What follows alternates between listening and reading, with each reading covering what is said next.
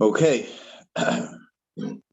welcome to our next installment of the Halacha class on the Seder Birchas Hananin, the laws of blessings. We are up to chapter 6, and the Alter Rebbe Shulchan Aruch and Alter Rebbe Seder Birchas Hananin. This is the laws, the details of the laws governing fruits. Last week we spoke, we kind of reviewed two chapters, 4 and 5, and 4 and 5 dealt with what happens during a meal when additional food, besides the bread or the challah that we're eating, what blessing do we make on those foods? And we spoke about generally one to make hamotzi covers the meal, but anything which is not part of the meal, like in addition to the meal, obviously like desserts or things like that, we make a separate bracha. And then we spoke about what about different wine that has its own bracha, and then different types of desserts or things that we ate before the meal, right? We spoke about that. That was last week.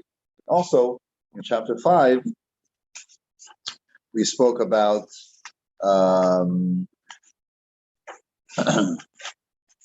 what happens if we change our mind. Right? We're having a meal, and then we say, hey, let's bench.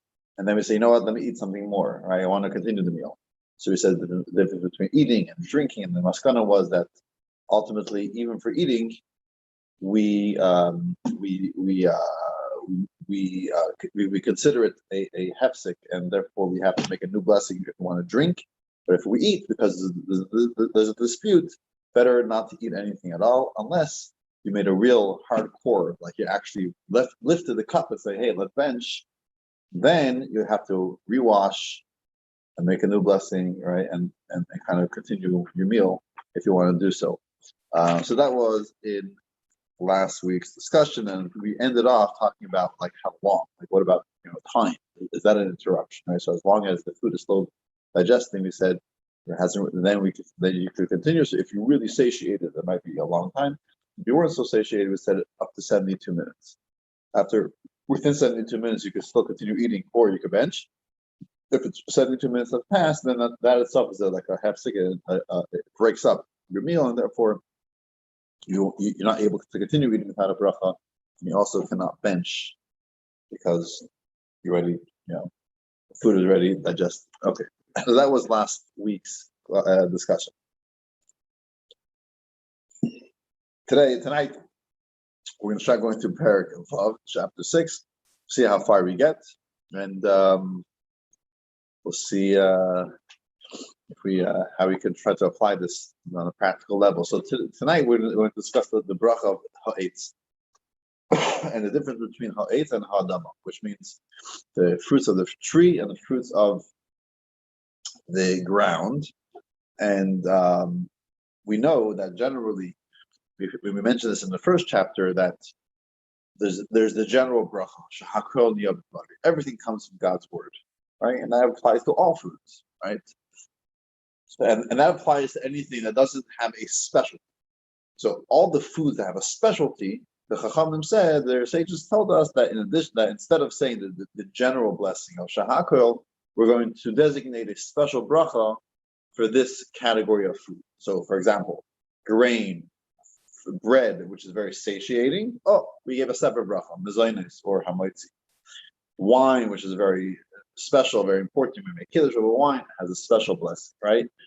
Everything has a special. So whatever category of food is special. So fruits are special. There's some type of specialty to fruits. So the sage says fruit should have its own blessing. We don't say shahakol. We say either boider pri hadam if it's from the ground, or boider pri ha'etz if they are from the tree. And we already spoke in the first chapter about what happens if we mistakenly made a bracha of hadama on the tree fruit, or the tree bracha on the ground fruit, right? We spoke about that already. But now we're going to focus on what is the category. How do we know if a certain fruit is ha'etz on the tree or ha'adama from the ground? And what we're basically going to say, and like everything in the Alter Rebbe, it's not always like so like organized, and you kind of jump around a little bit, but the point that we're going to say is that the fruit that we're eating has to be a fruit that the tree was planted having this fruit in mind. We want the fruits. It wasn't just, hey, there's just, we'll talk about wild fruits, and fruits in the wild, right? Not necessarily the Yimei Kadam. We'll talk about that. But saying the fruit, the tree was planted, we want these fruits. That's A. We'll also talk about that. What about other parts of the fruit? What about the peel of the fruit? What about the seed of the fruit? What about the fruit, the tree itself? From eating the leaves of the fruit of the tree, from eating the bark of like cinnamon, or like what's it called? They have canned hearts of palm, right? Yeah. Right. So what about that? Right. So we'll talk about those things as well. So let's begin with chapter 6, Halacha Aleph, Halacha 1. Kol ha'ilanais mishayitziu pri. As soon as any tree produces fruit, even though it is very small, it is considered as fruit, and the appropriate blessing should be recited over it. And then in parentheses, he writes, olives, grapes, and carobs are exceptions to this rule. Different laws apply to these fruits since they do not grow in our region. Their appropriate laws are not listed here. So I'm not getting into it because evidently in Russia, where this was written, it wasn't a common fruit. It says no reason to get into the details of the olives, grapes, and carobs. But seemingly, when they're very small, they aren't even considered like a fruit. So therefore, perhaps you do not make the blessing ha'etz over them while they're small. However, any other fruit, what was the principle laid out over here? As long as, even if they're small, if they're considered a fruit, we make the special bracha b'rei pri ha'etz. The above rule applies provided that the fruit is not exceptionally bitter or sour, to the extent that it would not be eaten even in extreme circumstances. So, what type of fruit do you have which perhaps it isn't fully ripe, or actually in this case, we're not talking about if they're not completely ripe, but it's something that is the type of fruit, meaning on its own, without doing anything to it, it's not edible. What type of fruit could that be? Plantain. A plantain. There you go. Perfect, right? We had plantain. Well, we'll talk about plantains in a moment, whether it's all together, because what type of bushes does it grow on. But let's say a plantain. Is there any actual fruit from a tree that even at its fullest ripeness, it's not edible as is? Well, Cooking pears, like cooking pears that are hard, that you can't like.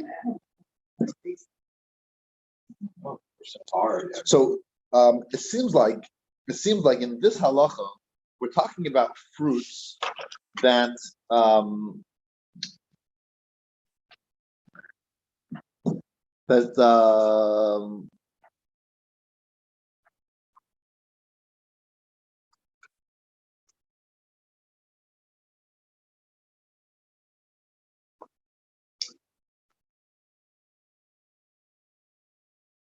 I'm sorry, I think I'm talking the opposite.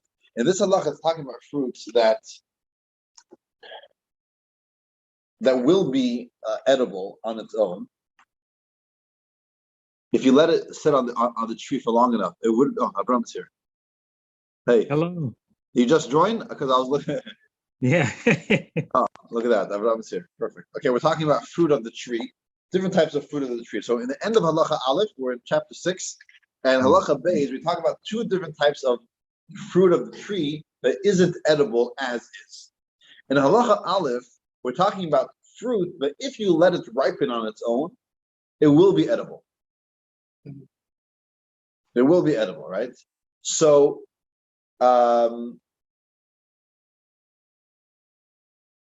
however, now it isn't ripe, and now the only way to make it edible now is through bishul, through cooking it, through adding some sweetness to it, or whatever it is, right? Through some type of process, right? So this type of fruit, do we have an example of this type of fruit? This type of fruit, Alter Rebbe says that as is, you don't make any blessing on it because it's not edible. However, if you make it edible, then you make a shehako.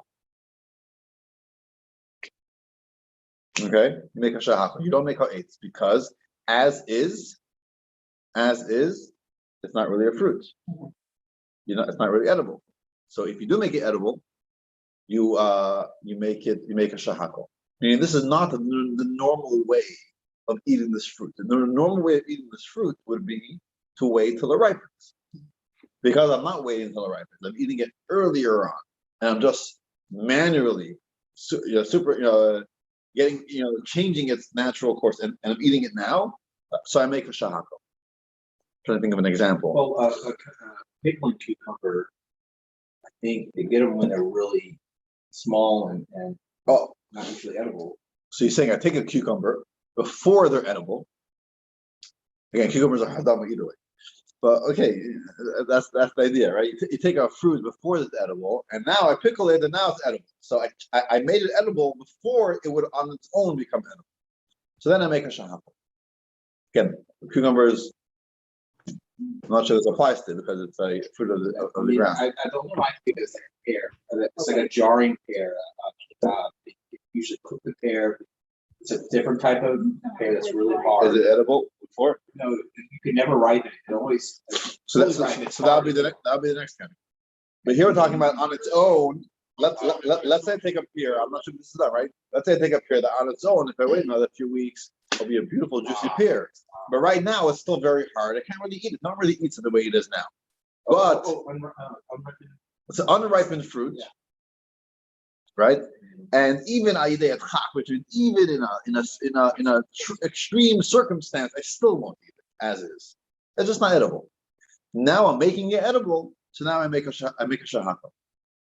Right? So that's what the end of Halacha 1 says. In the latter instance, no blessing should be recited over it at all, even if such bitter fruit was sweetened by roasting or through other means. It is not considered fruit, and only the blessing shahakol yom is recited over.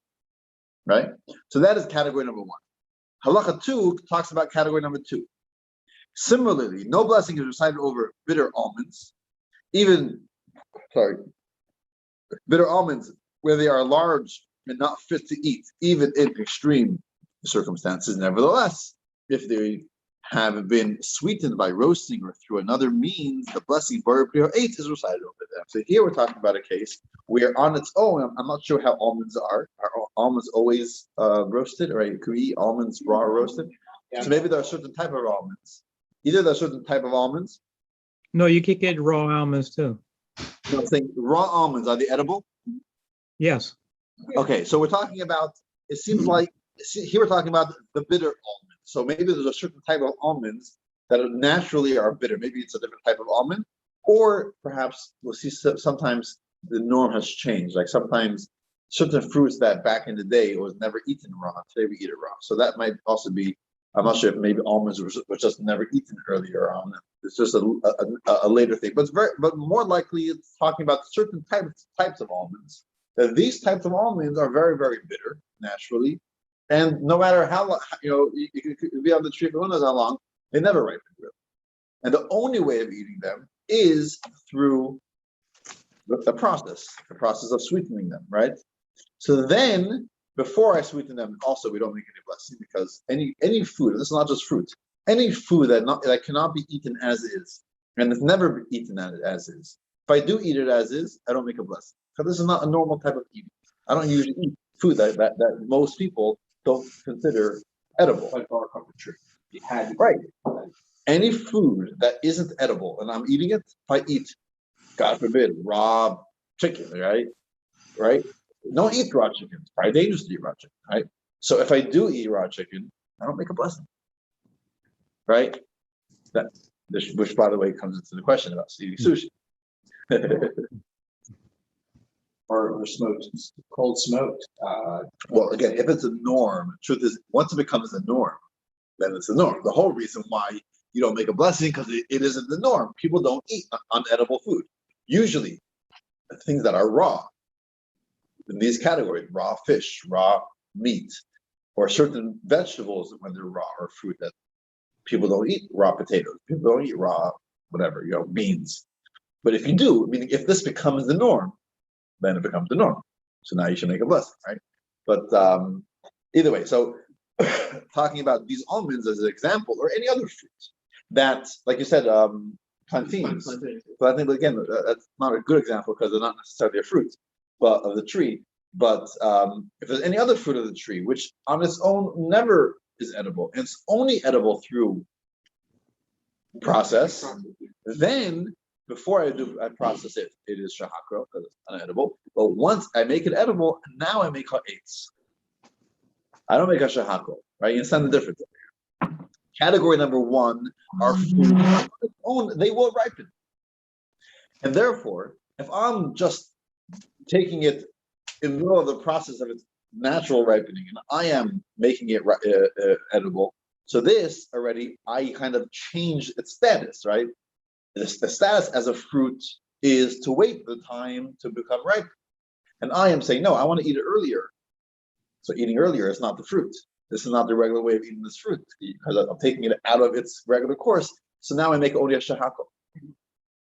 If this fruit, when you plant this tree, you know that you're going to have to process the fruit in order to make it edible. So this becomes the norm. This is the way of eating this fruit. The way of eating this fruit is through process. There is no other way to do it. I'm doing it. So now when I'm processing it, I'm making it into an edible fruit. So therefore I make ha'etz. So that is the difference between halacha 1 and halacha 2. Right? It seems very similar. One of them concludes you make a shahakol, and the second one concludes you make ha'etz. Why the difference? The difference is, it's not so clear in the words, but the difference is whether this is a necessity. If there's a necessity to process it in order to make it edible, then I make a ha'etz, because this is the intention of planting this tree in order to process it. But if it on its own, it's not a necessity, meaning on its own it could be ripe. And so when I'm planting the tree, I'm not having in mind I am going to process the fruit. I don't have to process it. So then if I do process it earlier on, then I make a shahaka. Mm-hmm. Obviously, if I process it later when it was already edible before, then I make a eighth. It's not a question. But this is all when taking an unedible fruit and making it edible. Okay. Again, I wish I had a more practical, examples of different fruits where this could be applied. Okay, halacha 3. We talk over here about the seeds of the fruit. If a fruit's seeds are sweet and edible, they are considered as fruit and are included in its category. Accordingly, the blessing by your prayer 8 is recited upon them. If they are bitter, one should not recite a blessing upon them at all. Even if one sweetens them by roasting them or through another means, one should only recite the blessing Shakol Niyab B'dvaroi over them. So here's a kind of a similar idea. The idea is, what happens with the seeds of fruit, right? I take a let's say, what's it called? A pumpkin. I take an avocado. I take I don't know what the fruits are edible. Sunflower seeds are from what? They're from flower. So I'm not sure if that's let's say coconut, whatever, right? I'm not sure which one's edible. Watermelon. What? Seeds that you're eating, or no, you fruit you're eating. So pomegranate, interesting, because the whole fruit is made up of seeds, right? What are you eating? Yeah, you're eating the fruits. That's what you're eating. So definitely there it's part of the fruit. And maybe that's what is referring to, right? That they're sweet and they're uyim lechila. They are included. They are considered they are edible, right? Most seeds are not really edible. Now, if you take seeds, you can swallow seeds, right? You can swallow a lot of the melon seeds, right? It's fine to swallow them. What happens if I take only the seeds and I want to eat them? Right? So it depends. If they're sweet and they're edible, then you make her eights. If they're not, so if you eat it as is, again, if they're unedible, you eat it as is, you don't make any blessing. If you process it, then you make a shakel. Why make a shahakal? Again, because there was no intention to eat it, because we're not using it to seed. The seed is an add-on, right? It's an addition. It's not really classified as part of fruit. Exactly. It's only classified part of the fruit if it is part. If it's a normal thing to eat the seeds. Got a question. Pumpkin seed.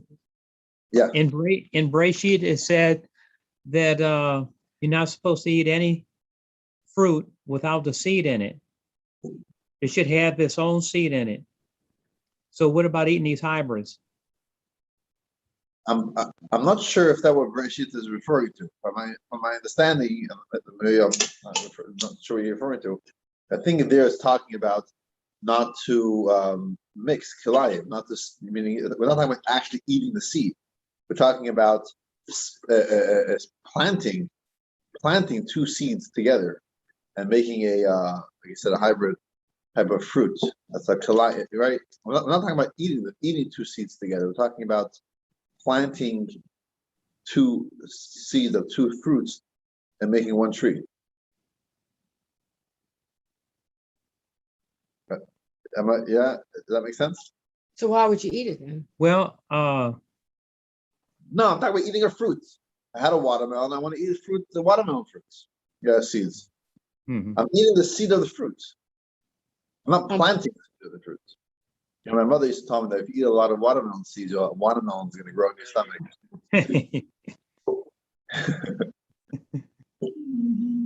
But we're talking about eating the seeds. I mean, which other? I'm trying to think which fruits. Pumpkins. We eat the seeds. Pumpkins, right? So Yeah, we can pumpkin, pretend that pumpkin was grown on trees. right? Yeah, Most of these melons are all hadama. Yeah. Yeah. it's just not in our culture. Are there any melons? It's not really, right? Which are the fruits? I'm trying to think fruits. I mean, many fruits have seeds, but we don't eat them, right? Apple seeds. I guess you could say apple seed, right? Someone wants to eat. Is any? I'm sure you can. I'm sure coconut is a fruit. Well, no seed. Is there a seed in coconut? The whole thing is a nut. It's like Okay, I guess it isn't considered it's called coconut. It's an edible sweet nut, right? Well, you're eating the fruit. Yeah. But like, I'm sure you can search. I'm sure you can research. I'm sure you can Google like a apple seed recipe or something. I'm sure you. Kiwis are on a tree. No, that's a vine. That's part of it. It's a vine. It is not. Well, I'm sure if you take, I'm sure you can figure out a way to eat apple seeds or pear seeds or even like plum seeds. I'm sure there's some type of way you could soften them. I'm guessing. I don't know. Maybe not. But the point is, if there was, again, if they're edible, they're part of the fruits. If they're not, then they're not. And if you sweeten them or if you make them edible, they are shahakal because there's no intention when we What about something extracted from the example that comes to mind is grapeseed oil? So oils are always shahakal. It's like even the juice is shahakal. Yeah. Okay. Let's go to Dalid, the fourth halacha, which deals with the skin, the what's it called? The Peeling. clip, the shell, the peels. Okay. Halacha 4. Klipe haperis, the blessing Boire Pri Ha'etz is not recited over the peels of fruits. For example, candied orange peels. Candied orange peels, that what it is? Mhm. Since the peels are not the primary product for which the tree was planted. Now, there's two opinions over here, and we'll see what the conclusion is. Other authorities maintain that the fruit's peel is also considered as actual fruit, and therefore the blessing by Pri Ha'etz should be recited over it. After the fact, we follow the principle, whenever there's a question whether one is obligated to recite a blessing or not, leniency is recommended. As an initial preference, however, one should recite the blessing by Pri Ha'adama over the fruit peel and thus fulfill his obligation according to all opinions. So because there are two opinions, what was that? That was everything. Jam. Jackfruit. Jackfruit? What's jackfruit? Usually, vegans usually eat it. It's like, It's really good. it's usually, like, the meat is usually, the fruit is usually like, Chicken, yeah, it's like like faux meat, like a fake, it's like a beef. They have, I'm just, whatever, I'm trying to see what seeds. Seed. So what's it made out of? I don't know, the fruit itself, the meat of the fruit is used for that, but the seeds, apparently people You could cook them. it. Okay, there you go. But is it, does it have to be processed or can you eat it as is? I know. So that's an example. Yeah, look, there's a picture No, of the them seed all. itself, I mean, the seed, that's what I'm with the Oh. seeds. Because the seeds are like those. So, Look at the picture of the seeds. They look like hard. yeah, they look like nuts for in itself. So I guess, yeah, I guess you could also do like, looks like a little bit like dates. They look like avocado seeds. Like Yeah, small avocado seeds. Okay, there you go. So next time we have them in shul, you know what bracha to make on them. So in regards to the peels of fruit, apple peel, orange peel, right? When I was young, they used to tell us, oh, all the vitamins of an orange is really in the orange peel, right? I had a friend who actually used to come to school with orange peels. That was the mother would send orange peels, not the orange, just orange peels. And he would tell me, really, it's all the white, whatever that's called, like within that layer, that white layer, that's where all the vitamins are. And he would sit there and eat that part and maybe even eat some of the peel. Listen. I like to break the peel. See all that oil spritzes out. It smells so good. It smells good and it gets into your eye. Right. That's when you know you're really getting the vitamins. Right. You ever try spritzing that on a styrofoam cup? Does it melt it? Yeah. It does.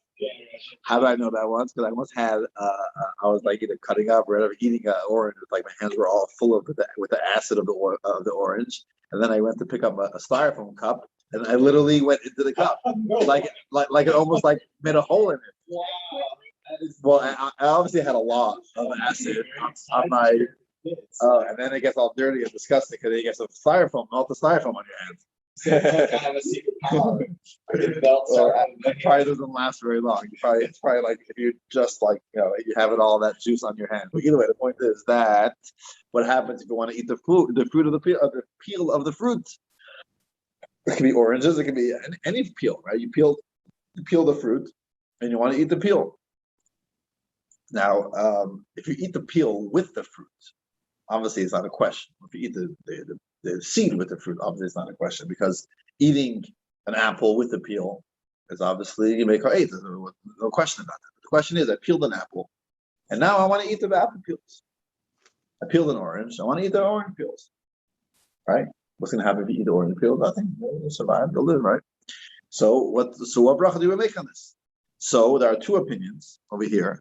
Now these two opinions go back to the Rishonim and go back to like the early authorities in halacha. What bracha do we make? One opinion is you do not make a bracha ha'etz because this is not what it's not the fruit. Just as a shell, it's a protection for the fruit. It's not the fruit itself. It's not the intention of planting a fruit tree. It's not for its peels. But the second opinion says no. What do you mean? People eat the fruits, the peels as well, and you do make ha'etz. So what do? So the halacha is that initially lachatchila just make a hadama. This is going back to the earlier theme, because ultimately hadama, fruit of the tree, is also fruit of the ground because the tree comes from the ground. So hadama really covers also the fruit of the tree. So therefore, because there are two opinions over here, it's not a question of like, hey, I'm too lazy to research this fruit to find out how it grows. No, I know how it grows. That's a clear dispute with halachic authorities what bracha to make. The halacha tells us make a hadama. If you accidentally, or after the fact, you made ha'etz, now you're saying, hey, do I have to make a new bracha? Like if I made the wrong bracha, I have to make a new bracha, right? If I made mezainis on ha'etz, I have to make a new bracha because it's not mezainis, right? It's not grain. So if I made hadama and now or if I made ha'etz by mistake, and now wait, do I have to make a new bracha? The answer is no, because there's an opinion that says that you can make ha'etz. So bid the eved, that's the halachic word, right? Bid the eved means once it was done after the fact, you are any bracha is fine, whatever bracha you made on it. But if you lachatchila, you should make a hadama. I mean, I think The question really would be, what happens if you first ate the fruit? You made ha'etz, Then have money. whether you might, whatever, yes, you had in mind, and now you want to eat the peel. So now, do you make a new bracha hanama?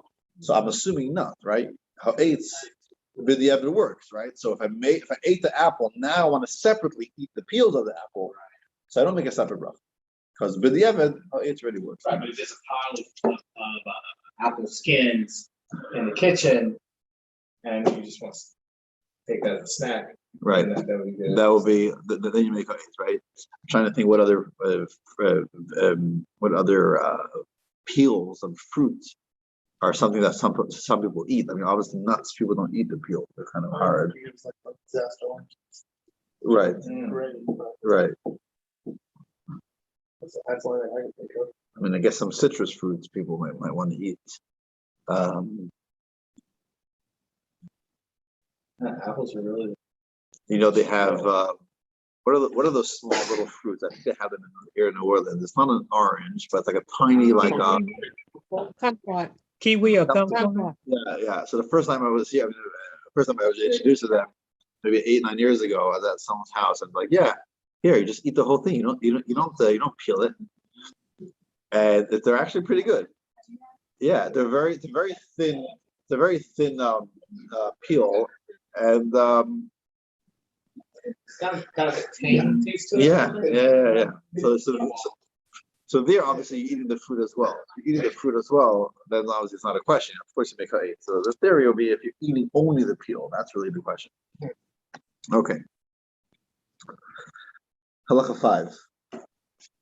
Halacha 5 talks about wild fruit. Now, I'll tell you the conclusion of wild fruit. The conclusion is that you make the bracha ha'etz. You make that's the conclusion. Well, so let's read inside what it says. Let's read inside what it says. So he talks about different types of wild fruit. He doesn't specify exactly what it means.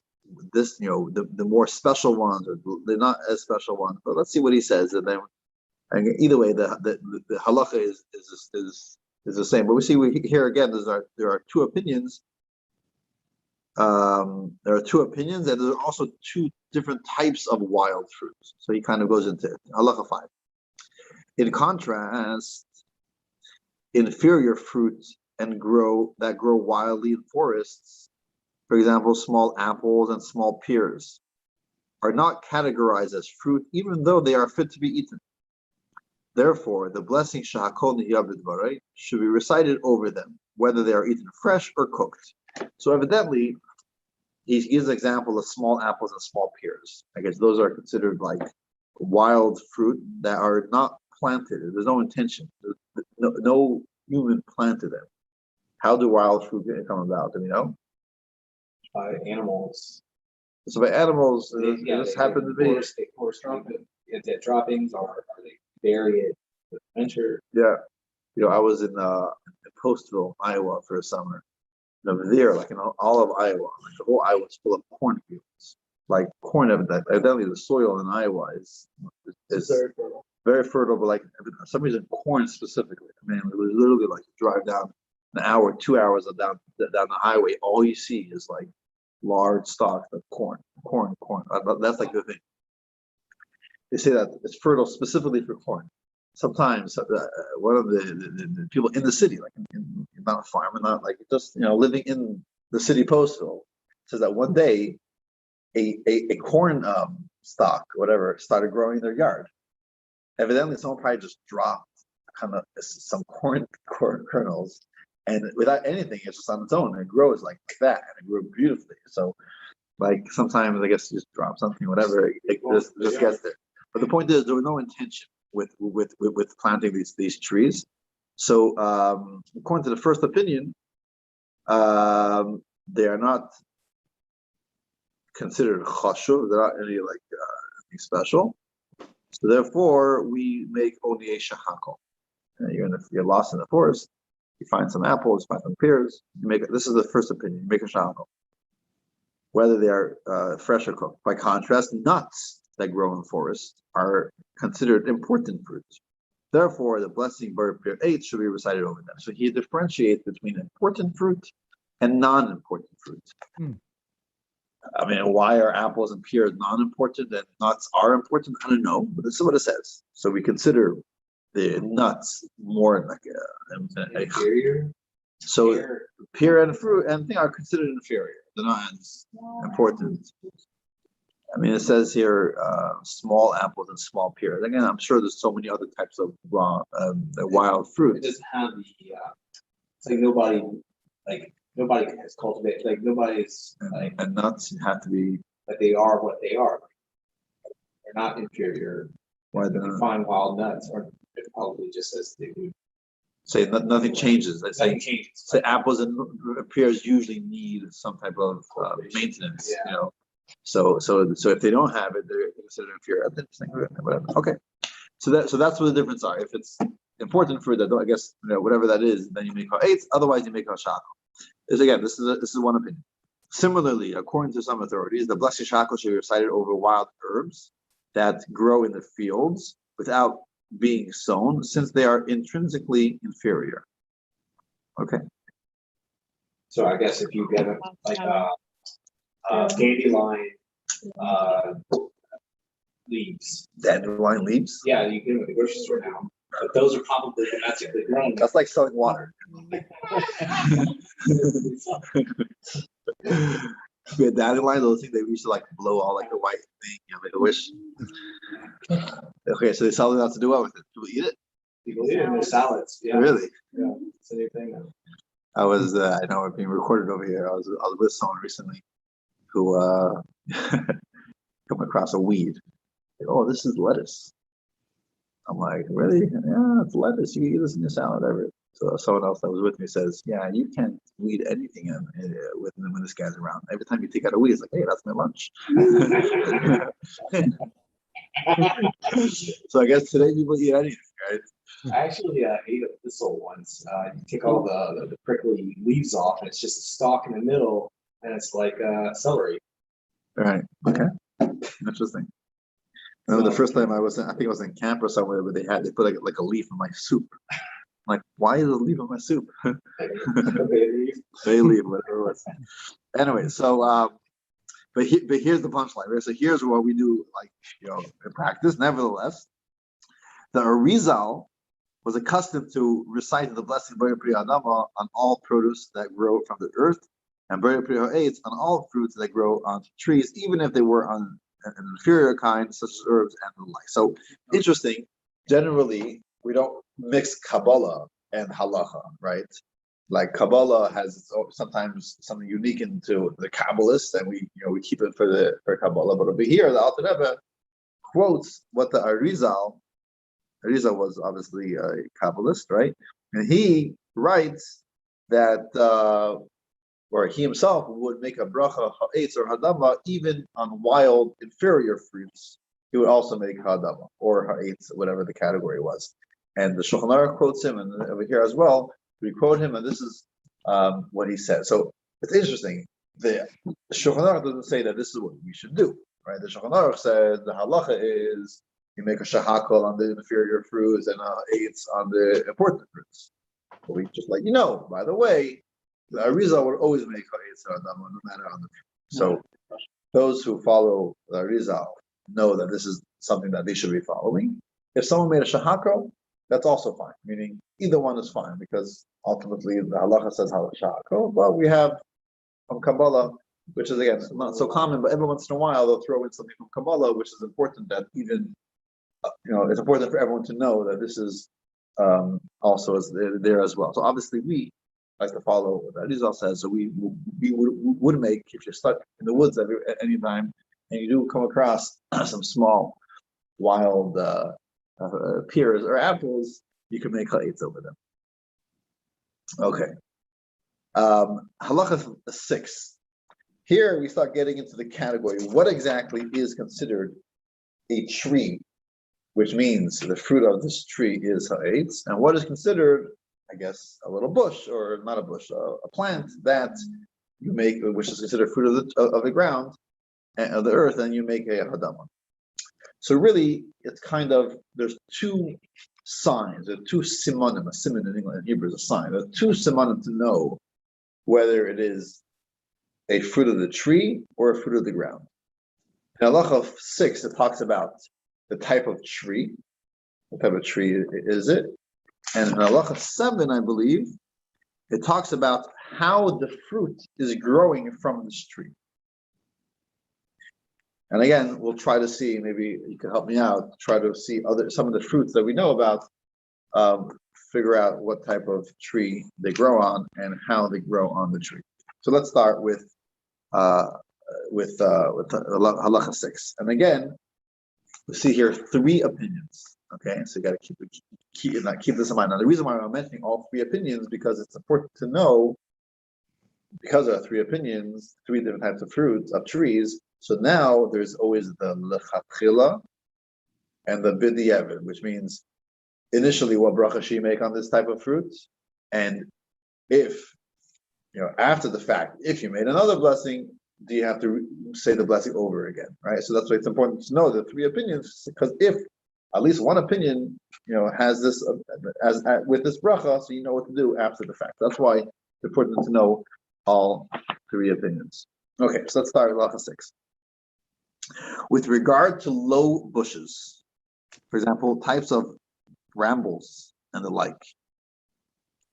So when it comes to a regular tree, there's no question, right? A regular tree that has a root, has a trunk, has branches, has leaves, has fruit.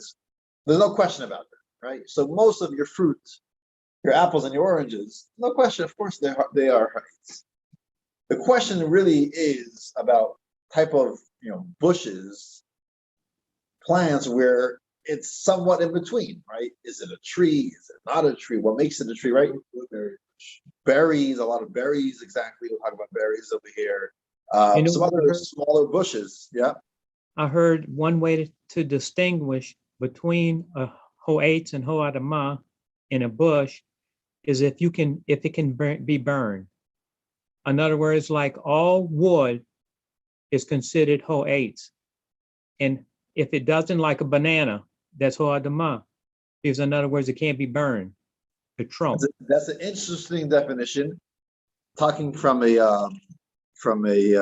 welder that deals a lot with fire, maybe you could you relate to that. I don't see that definition in the Shulchan Aruch, but let's go through it and let's see if that's like an offshoot definition, which means it happens to be that this also fits with a type of wood, which is interesting. I don't remember hearing that or seeing that, but let's see if that fits to the definition that the Alter Rebbe gives over here. Sure. Okay. So with regard to these low bushes, right? So the following criteria distinguish between species that are fruit of the tree and those that are fruit of the earth. So again, 3 opinions. Opinion number 1. Some authorities maintain that any tree that produces fruit year after year is halachically categorized as a tree, even though the entire tree that is above the ground, i.e. its trunk and its branches, withers away during the winter. Thus, all that is left is in the ground is the root from which the trunk, branches, leaves, and fruit grow in the following year. According to these authorities, the blessing is recited on its fruit. So you have the first opinion is that as long as you do not have to replant it, as long as it regrows every year, even the trunk dies out during the winter, but as long as the roots are still there and they just on its own they regenerate its own trunk, its own right every year, those fruits are considered a tree. This bush is considered a tree, and you make a very pretty eggs. I think this is a banana tree, right? That makes sense. Because banana trees, I can tell you over here, we had Morris cut down all our banana trees to the ground. 2 weeks later, we have these long banana trees, right? On its own, right? Every year, you don't have to replant them. So what you saying, are you considering a banana as a ho'adamah? According to this opinion, it's a eitz. I'm assuming. I mean, I don't know much about banana trees. I'm looking at this category. According to this opinion, even if the entire tree above ground dies out every year, as long as the roots are there and I do not have to replant it, like typical vegetables from the ground have to be replanted every season, right? Is that correct? Right? I have tomatoes, if I have cucumbers, if I have every year, I got to replant them, right? They don't go from year to year. According to The this opinion, vegetables come up every year too. which ones? Like you have like onion, garlic, and a lot of these they'll come up by themselves. Right, but they don't even. But those don't even have a book. Those are root fruits. These are not Vegetables, man. I mean the vegetables because they don't even have a stem. They're not even above ground. That's real ground. That's like real, Yeah. right? Yeah. That's why in Russia, that's all they had. They only had root fruits, vegetables.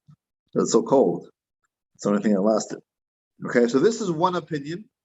It's, I mean, the quotes over here. Many halachic authorities go, back from the earlier Goinim and the Rishonim. This is one opinion. Okay, keep that in mind. One opinion, as long as you don't have to replant it. Opinion number two. Other authorities differ regarding this type of tree and maintain that since the entire trunk withers away in the winter and grows again from its root, its fruits is considered produce of the earth with regards to its blessing. Okay, so some opinions say no. This type of fruit, this type of tree, because everything above ground withers away, it's already considered fruit of the ground. Yeah, you have to have at least some of the tree that remains throughout the winter. Some of the trunk, something has to remain, even if the branches come off, die out. That's fine. But as long as some of the tree remains, then it would be a ha'etz. What's an example of a tree that the branches perhaps fall off, but the trunk remains?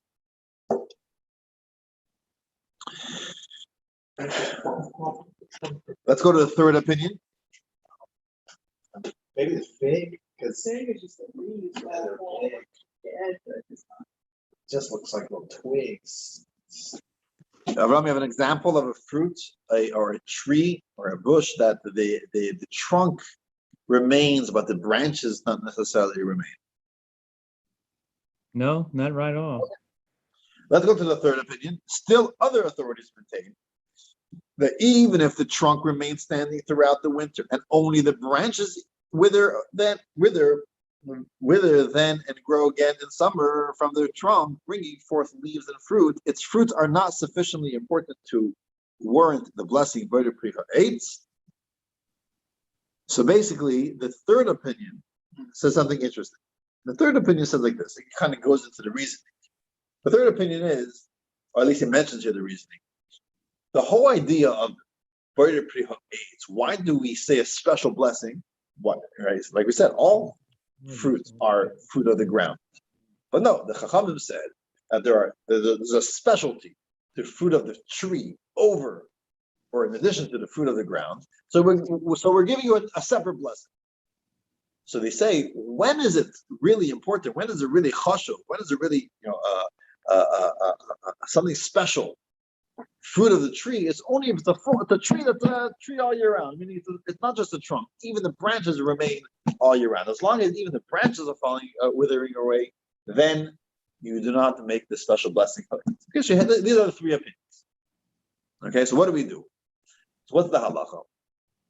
So he says like this: as an initial preference, weight should be given to the last opinion, and the blessing Bari Pri Hadama should be recited on such fruits.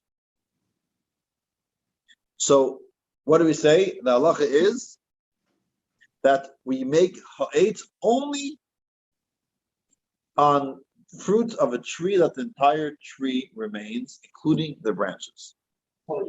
All year. As long as the branches remain all year, then and only then do we make a ha'etz. Otherwise, we make hadam.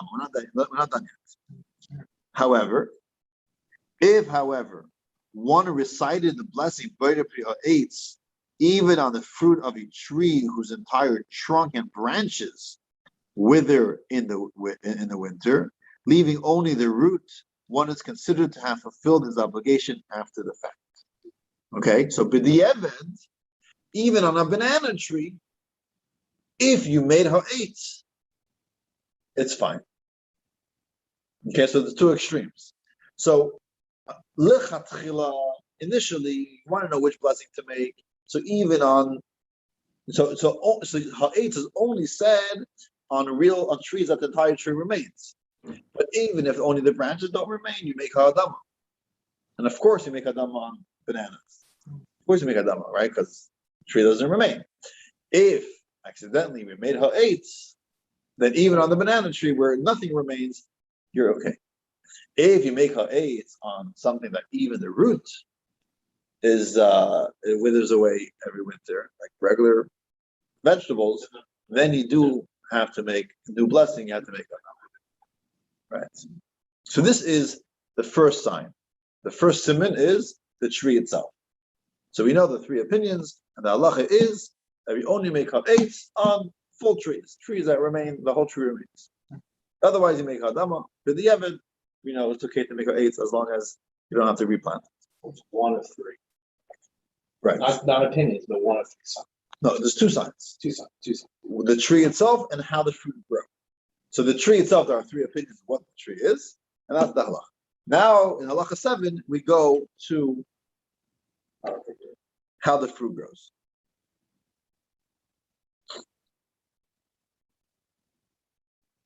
The chozeh, all the above applies when the trees grow branches again from the trunk, and these branches, not the trunk, which is firm, brings forth leaves and fruit. Okay, according to all opinions, shoots with supple stems shoots with supple stems, from which the leaves and fruit emerge, by contrast, are not at all categorized as trees with regard to this, the blessing of Boirei Pri Ha'etz. Let's skip the brackets here. Even if such a shoot does not wither at all in winter, but rather the entire trunk remains throughout the winter and then becomes moist again and brings forth leaves and fruit in the second year, the blessing of Boirei Pri Ha'adama should be recited over its fruit. For example, the type of berry called raspberries, basically, in our region. By contrast, the blessing of Boirei Pri Ha'etz should be recited over berries which grow on proper trees and are also prestigious fruits. For example, the type which are basically called dark huckleberries in Poland. Okay, so I don't know lots about berries. Okay, evidently there are many different types of berries. There are dark huckleberries, there are raspberries, blueberries, and blackberries, and raspberries, and we said there are strawberries. Right, there are many different berries. Right, so evidently different berries have different types of bushes that they grow on or trees that they grow on. Right, I'm pretty sure that blackberries grow on regular trees. Not blackberries. I had a neighbor who had blackberries. It's a vine. Black rambles. Rambles. Yeah. There's definitely a berry that grows in a regular. I had a neighbor in Toronto that had a big tree in her front yard. Mulberry. We have Yeah. blueberries. Mulberry. Blueberries will grow in a bush. I believe. They grow like inches. I have a mulberry tree. Sorry, you have a what? I have a mulberry tree. Mulberries How- grow on a tree. How do they grow? On a tree. There are certain, raspberries. I wonder if you can search raspberries, see how they grow. Raspberries don't grow from a branch off the stem. It's like a vine. It's like a vine, okay? So it's growing directly from the vine. So that's why this type of berry, even if the vine would remain all from year to year, you still would make ha'adama. Domestic blackberries grow from the same bush, right? That's what. It's like a bramble. What type of berry is that? Raspberries. Okay. So evidently, it's hard to know exactly how it is, but this is what it says over here. I'm pretty sure that the strawberries have to be strawberries are not really berries, right? So they're not really plants, so those are obviously are them. But Right. these types of berries evidently are growing from the vine itself, right? So that's what it says over here. Why these berries would be hayadama, even if the plants remain. Mm-hmm. Because domestic blackberry did survive. Blueberry too, So Blueberry is a tree. but the actual vine, the actual state. It's Okay. considered a tree. So generally that would be considered heights, Right. right? If the branches stayed, the bush stayed. Yeah, but The leaves blueberry, it's like vine, right? But the question really is, how does the fruit grow? Is it directly from like the trunk of the vine or not? Now, I mean, there's so many different types. I'm sure within these berries, even like within raspberries, that's probably like different regions that they probably grow a little differently. So ultimately, would you say that that's from the trunk? So I don't know. I don't know exactly how to define this halachic definition. Of course, you just you search, you take a list of brachas because people did all the research already. But here we're learning like the reasons why. Like, what is if you look at these lists of which brachas to make a berry, do you see? You know, 8 out of 10 berries are this bracha. 2 out of 10 berries are a different bracha. Well, what's the difference? They're all berries. And the answer is each bush is very specific. First of all, like a strawberry, which is a plant that has to be planted every year, of course they go down. But even the ones that have these bushes that kind of last from year to year, it really depends on the way they are grown. This is a second sign.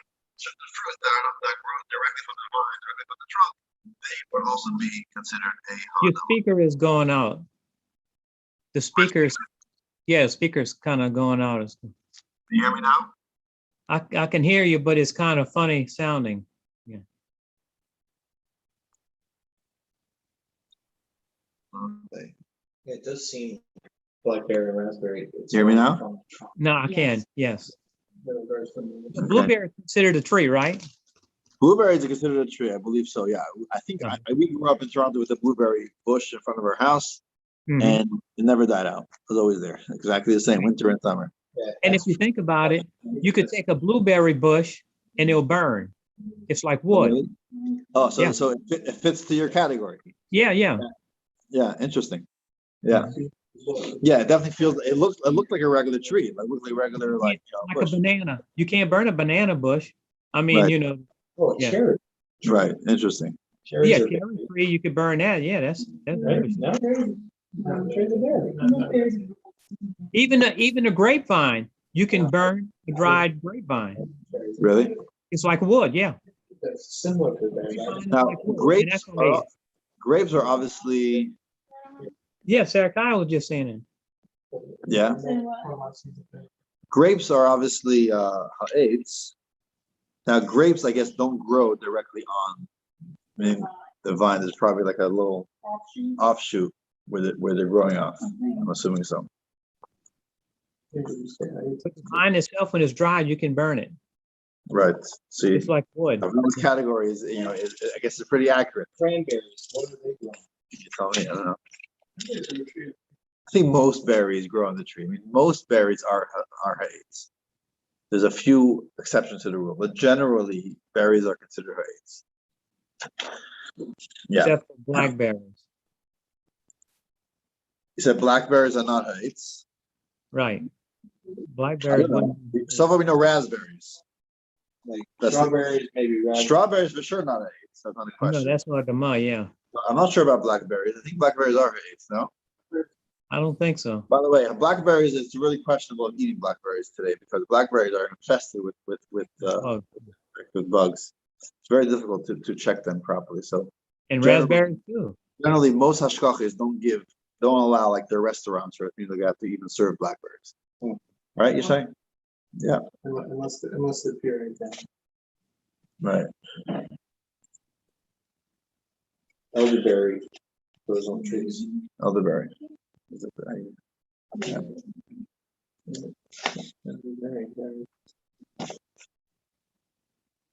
Okay. Choke cherries. Let's go to halacha 9. That's a wild cherry. It is 10:38. 10:38 already. Well, Mhm. we're not going to finish this. Yeah, we're not going to finish this. So I just want to go through a few more halachas. Just we'll go through this a lot quicker. We're gonna, yeah, we'll probably leave some of the end to yourselves to read. Okay, so what happens if you suck a fruit and you're only eating or drinking the Juice? juice? Okay, so halacha is in halacha test, in halacha 9, it says generally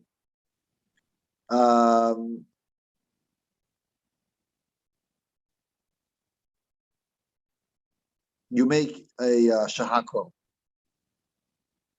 You only make a shahako, like anytime you drink the fruit of the fruit juice, the juice of a fruit, you make a shahako. However, the exception would be if you're sucking a grape, right? You're sucking the grape, you don't make a guffin because it's not really wine, but you make a ha'etz because again, it is something that's more chashuv, right? It's more important and more special. So you make that bracha. The same thing would apply in theory for sucking a olive, because the oil is also something special. It's not just regular juice of a fruit. However, it's not very healthy to drink plain oil, even though I'm not sure how much oil you're getting in that sucking of olive, but the idea is because it's not very healthy, so therefore actually drinking regular oil, you don't make any bracha, because it's not something which is edible, right, or drinkable.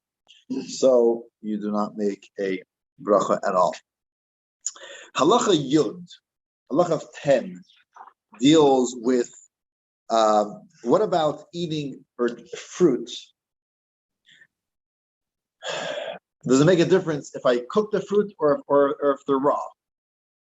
Right? So halacha Yud and Yud Aleph and Yud Beis, even Yud Gimel, right?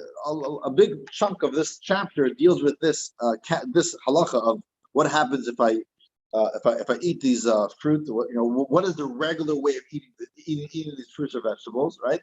And the idea is like this: if they are generally eaten only cooked, this is the way to eat them. No one really eats these fruits when they're raw, and I'm eating them when they're raw. Then I don't make a bracha; I make a shahako. Talking about they're edible. I'm talking about they're not edible. You make any bracha, but you make a shahako. So, for example, you have a raw potato or a raw, something which is you don't really eat them raw. You make a shahako. You do not make a hadama only when they're cooked. Interestingly, over here he gives an example of carrots. Evidently, back in the day, it was uncommon to eat raw carrots. Carrots are only eaten cooked, baked, right, softened. They weren't eaten hard. So in those days, you would make a shahako when you're eating a carrot. But today, I believe people eat carrots all the time, and therefore you would make a hadama as well. Wait, so cooked carrot and shallot? No, cooked carrot is also hadama. Then the only time you made hadama, it was if it was cooked. Oh, Right. It goes into a lot more detail. If we're not going to go into all the details right now. You can read them inside. Just want to kind of cover some of the things over here. Talks about different types of nuts that are not edible, and only if you fry them. If you what's it called? Roast them. Talks about different types of spices like pepper, things like that you generally you don't eat them raw. You only eat them dried out and grinded and things like that. So it talks about those things as well. Someone mentioned here cinnamon over here. It also talks about cinnamon and things like that. That's all in this chapter. We're not going to read them all inside. Okay, so that's that. So the basic principle is, if you're eating it, and it usually takes some kind of preparation to make it edible, you'd say shehakol. But if it's done the proper preparation, like you cooking a potato, Right, you then would you make say hadama. that proper whatever it is, a tree, like I want to say a peppercorn comes from a tree, and you've cooked it or baked it or something like that. Now it's sweet. You would say heights, right? Right. But if you've eaten it raw without cooking it, it's shahak. So again, if it's edible, It's just not the way people eat it. Exactly. That's the difference. If it's unedible, then you don't make any bracha. If it's edible, it's just that it's not what people do. People don't eat it raw. But you could eat it raw. It's just not the normal way of eating it. Then you make a shahako. And I think the same thing is vice versa, right? If it's generally eaten raw and you're cooking it, and cooking it really is not what people usually do, right? Then